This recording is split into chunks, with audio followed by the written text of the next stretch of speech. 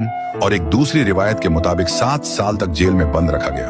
और फिर एक दिन ऐसा आया कि नमरूद ने हजरत इब्राहिम अलैहिस्सलाम को आग में जलाने का फैसला कर लिया। एक रिवायत के मुताबिक नमरूद ने मुकाम कोसह जो कूफे में वाक़े है वहां पर एक अजीम 4 दीवारी तैयार करवाई जिसकी बुलंदी 100 गज थी। जब ये 4 दीवारी मुकम्मल हुई तो नमरूद ने हुक्म दिया कि इसे लकड़ियों से भर दिया जाए।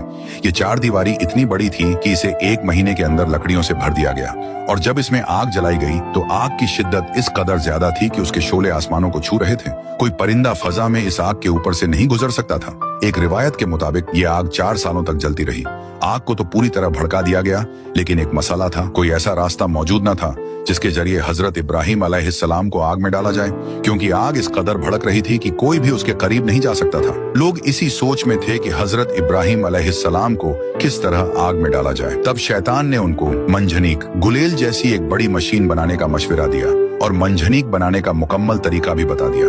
जब मंजनीक पूरी तरह तैयार हो गई तो पहले उन्होंने एक बड़ा पत्थर रखकर उसे फेंका ताकि तजुर्बा किया जा सके कि मंजनीक सही काम कर रही है या नहीं।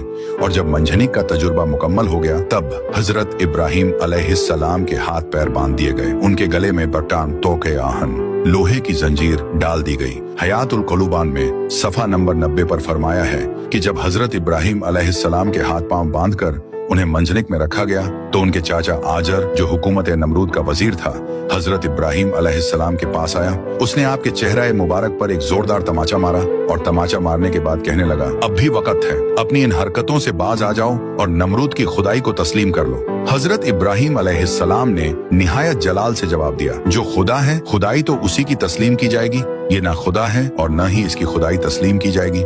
और उन्हें मंजनीक में रखकर आग में फेंक दिया गया।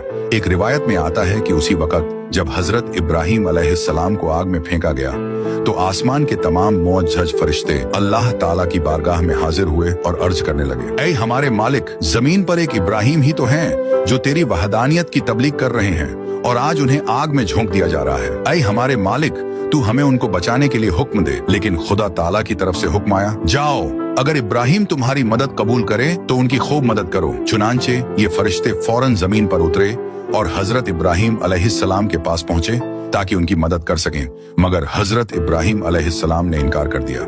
इसके बाद वो फरिश्ते आए जो हवा और आग पर मुतय्यन थे। सबसे पहले हवा पर मुतय्यन फरिश्ता आगे बढ़ा और अर्ज करने लगा, ए इब्राहिम, अगर आप इजाजत दें तो मैं एक तेज आंधी के जरिए इस आग को बुझा सकता हूँ। लेकिन हजरत इब्राहिम अलैहिस्सलाम ने जवाब दिया, मैं इस वक्त इम्तिहान में हूँ, इसलिए मुझे तुम्हारी कोई मदद नहीं चाहिए। फिर पानी पर मुय्यन फरिश्ता आया और निहायत आजिजी से अर्ज करने लगा, अगर आप चाहें तो मैं बारिश बरसाकर इस आग को बुझा सकता हूँ। लेकिन हजरत इब्राहिम अलैहिस्सलाम